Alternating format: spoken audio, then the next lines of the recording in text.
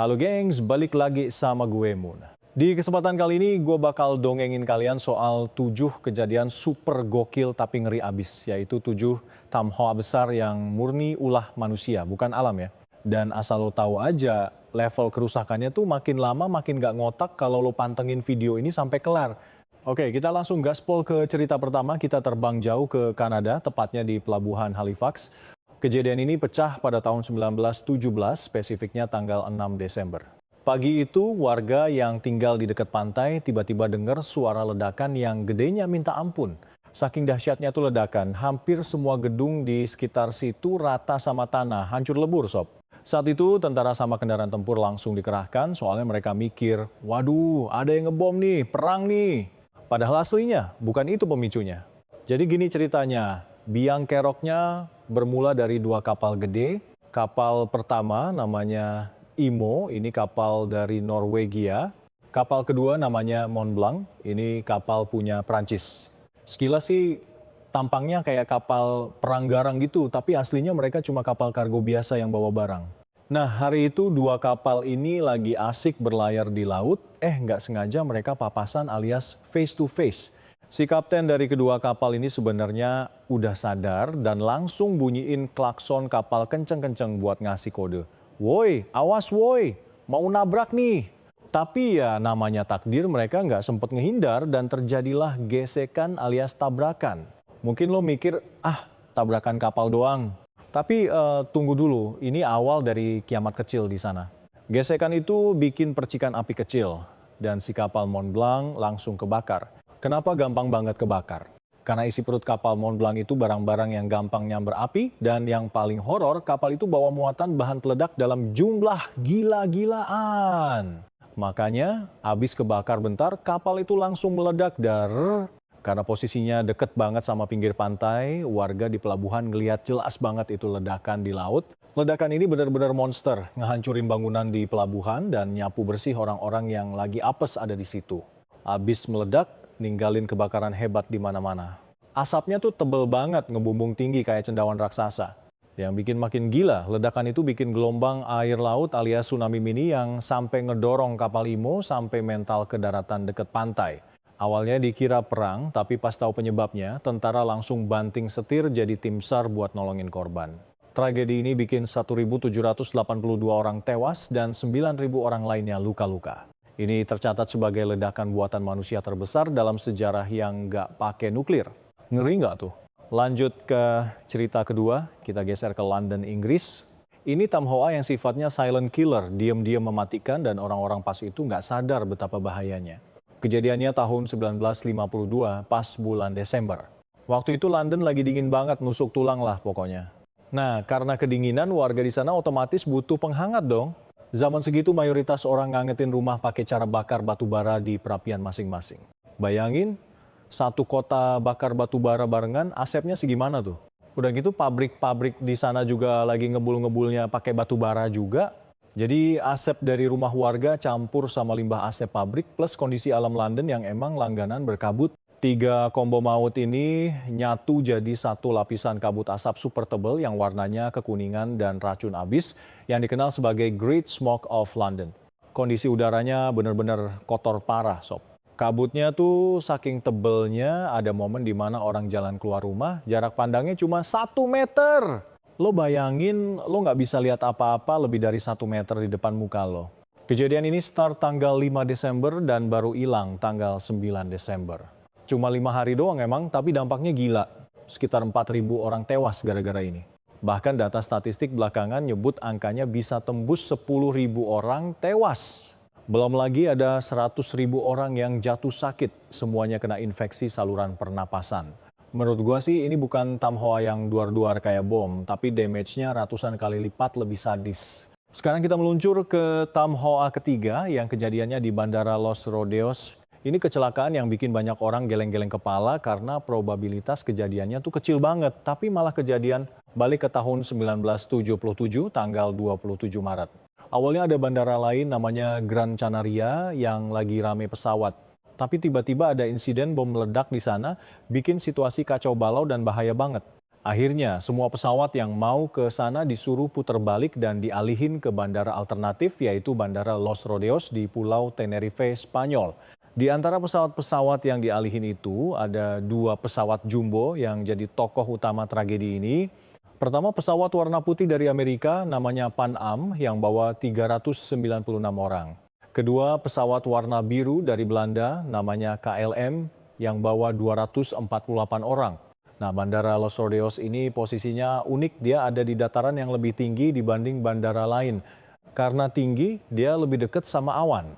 Dan sialnya, hari itu awan lagi tebel-tebelnya, turun jadi kabut super pekat. Jarak pandang di landasan pacu jadi burem banget, kayak lo lagi jalan di dalam kapas. Bentuk landasan pacunya tuh lurus gitu. Posisi 2 pesawat ini, si Pan Am putih sama KLM biru lagi ada di jalur yang sama. Pertama, pesawat KLM dapat perintah buat jalan ke ujung landasan, terus muter balik dan nunggu instruksi selanjutnya. Terus giliran pesawat Pan Am disuruh jalan ngikutin di belakang tapi cuma sampai titik tertentu. Pas di posisi ini 2 pesawat itu sebenarnya hadap-hadapan tapi jaraknya jauh. Masalahnya, ingat kan tadi? Kabutnya tebel parah. Pilot kedua pesawat nggak bisa saling lihat. Dan orang di menara pengawas juga buta, nggak tahu posisi pasti pesawat-pesawat ini ada di mana.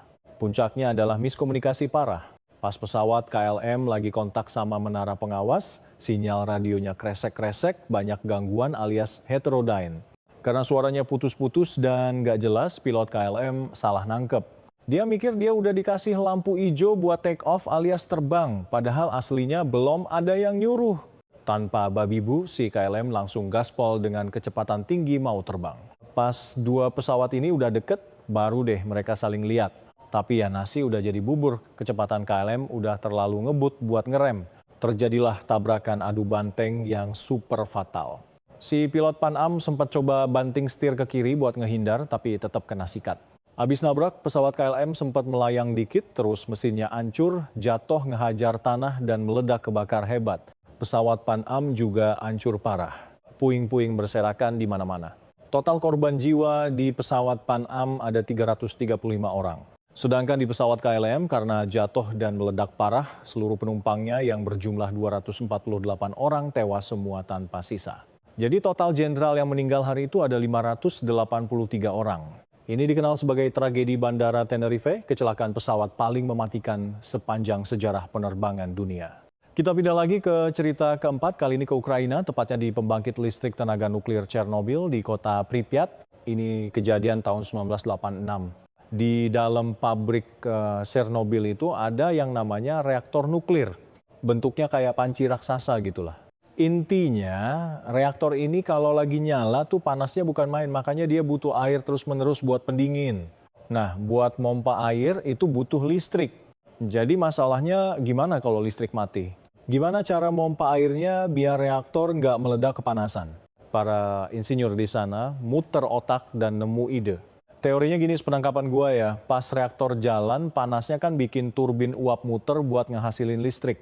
Nah, sisa putaran turbin itu rencananya mau dipakai buat ngejalanin pompa air darurat kalau listrik utama mati. Teorinya sih cakep. Akhirnya mereka mutusin buat nguji coba teori ini. Pas lagi eksperimen, mereka nurunin daya reaktor, terus dinaikin lagi secara ekstrim. Tapi dikombinasiin sama desain reaktor yang emang agak cacat dan human error, terjadilah petaka. Warga sekitar tiba-tiba dengar ledakan dum yang bikin bangunan pabrik rusak. Nggak lama, ada ledakan kedua yang jauh lebih gede lagi. Ledakan pertama itu karena tekanan uap air yang super panas ngejebolin tutup reaktor yang beratnya ribuan ton. Ledakan kedua itu ledakan reaksi nuklir di dalamnya, atau ada juga yang bilang ledakan gas hidrogen. Dampaknya, 2 insinyur tewas di tempat. Terus ada 237 pekerja lain yang luka-luka. Dari jumlah itu, 134 orang kena acute radiation syndrome alias keracunan radiasi tingkat dewa. Dalam waktu singkat, 28 orang dari mereka meninggal dunia. Jadi total korban tewas langsung sekitar 31 orang, ada sumber bilang tambah 1 lagi. Tapi angka sebenarnya jauh lebih ngeri.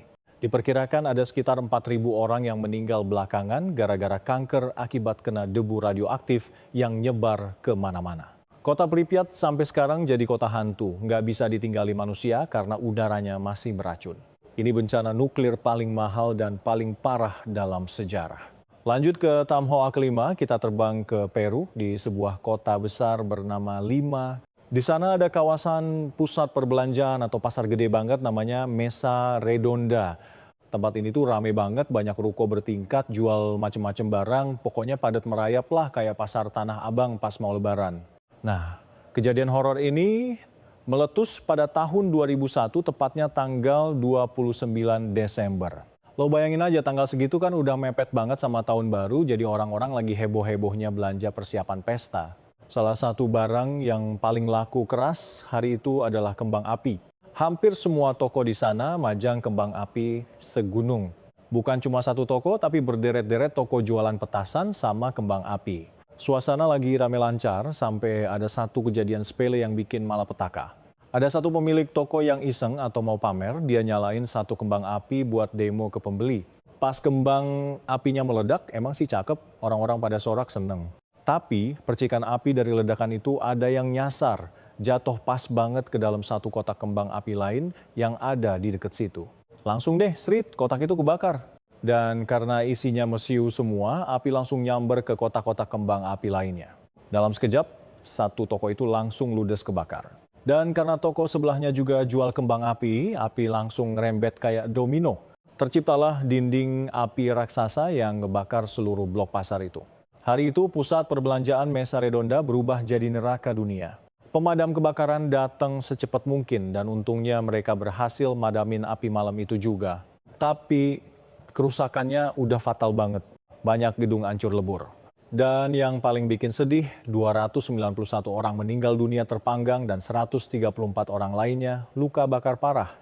Ini salah satu kebakaran akibat kembang api paling buruk yang pernah ada. Cerita ke-6 kita pindah ke Arab Saudi, tepatnya di terowongan Al-Maisim di Mekah. Ini ada hubungannya sama ibadah haji. Buat yang muslim pasti tahu, tiap tahun jutaan orang pergi ke sana buat ibadah haji. Rangkaiannya banyak, ada tawaf keliling Ka'bah, wukuf di Arafah, sama lempar jumrah alias lempar batu ke simbol setan. Nah, tragedi ini kejadian pas tahun 1990 tanggal 3 Juli. Waktu itu jamaah haji lagi jalan ngelewatin sebuah terowongan buat menuju tempat lempar jumrah. Di dalam terowongan itu udah padat banget sama lautan manusia. Di ujung keluar terowongan juga macet parah. Petaka bermula ketika di bagian atas terowongan ada jembatan penyeberangan buat jalur jamaah lain, ternyata strukturnya nggak kuat atau gimana. Intinya ada beberapa orang yang jatuh dari atas jembatan itu, langsung nimpa kerumunan orang yang lagi desak-desakan di mulut terowongan bawah. Otomatis orang-orang di bawah panik dong. Suasana jadi chaos alias kacau balau.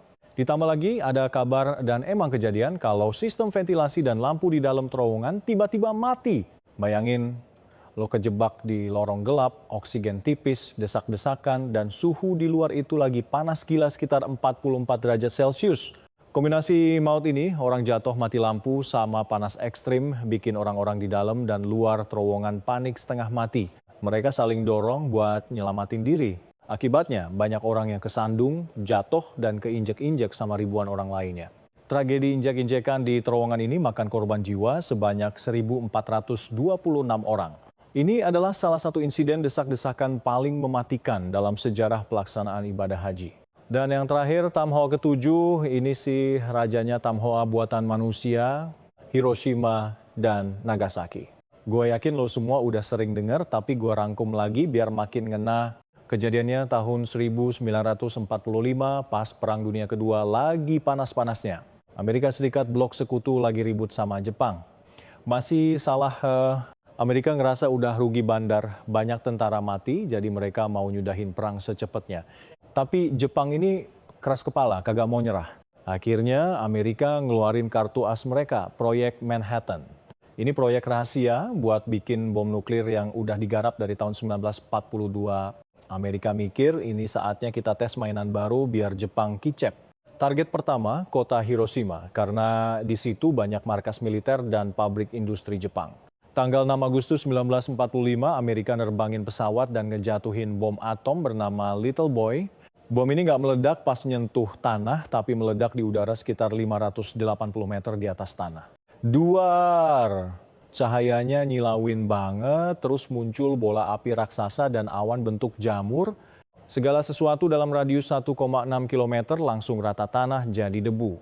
Tadinya kota padat, sekejap jadi lapangan kosong. Bom Little Boy ini ngebunuh 80.000 orang seketika. Total korban akhirnya nyampe 140.000 orang karena efek radiasi yang bikin kanker di kemudian hari. Jepang masih belum mau nyerah juga. 3 hari kemudian, tanggal 9 Agustus 1945, Amerika gas lagi ke target kedua, kota Nagasaki. Kali ini bomnya beda, namanya Fat Man. Bom ini meledak di ketinggian 503 meter. Ledakannya sebenarnya lebih dahsyat dari yang pertama. Radius hancurnya juga sama 1,6 km.